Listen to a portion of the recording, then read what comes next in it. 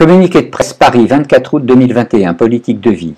Plainte contre M. Philippe de Nicolai Rothschild pour viol avec administration d'une substance altérant le discernement.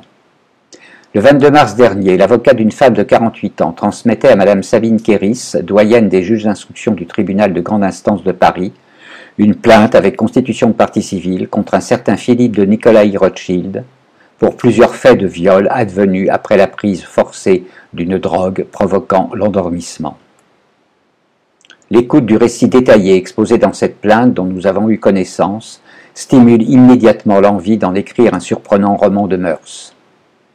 Qu'aurait donc commis cet ancien banquier international, membre à l'époque des faits du conseil de surveillance de la Banque Paris-Orléans, devenu en 2015 Rothschild & Co., désormais expatrié au Brésil où il dirige une société de vente de vin, qui se retrouve aujourd'hui publiquement accusé de viol aggravé par une plaignante défendue par un avocat qui semble très déterminé à obtenir une instruction sérieuse de cette affaire.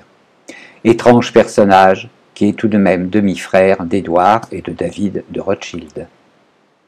Selon le récit très circonstancié de la plaignante, celle-ci aurait été victime de plusieurs viols commis rue du Banquier, à Paris, en 2009, alors même qu'elle était endormie après avoir été forcée d'inhaler un sachet de poudre, étouffée main sur le nez et la bouche par l'homme en question.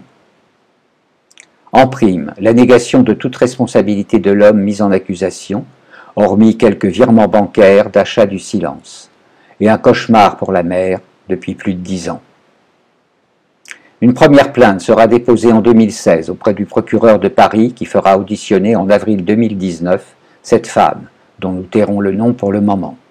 Le lendemain de l'audition, les gendarmes lui enlèvent ses 2 fils, et le parquet de Perpignan oublie de faire parvenir l'audition à Paris, où le dossier restait encore ouvert en ce début d'année 2021.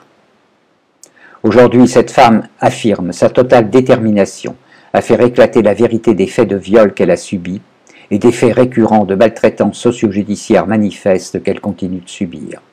Son avocat est maître Maxime Delacarte, courriel md@cabinetdelacarte.fr, téléphone 06 61 15 85 17.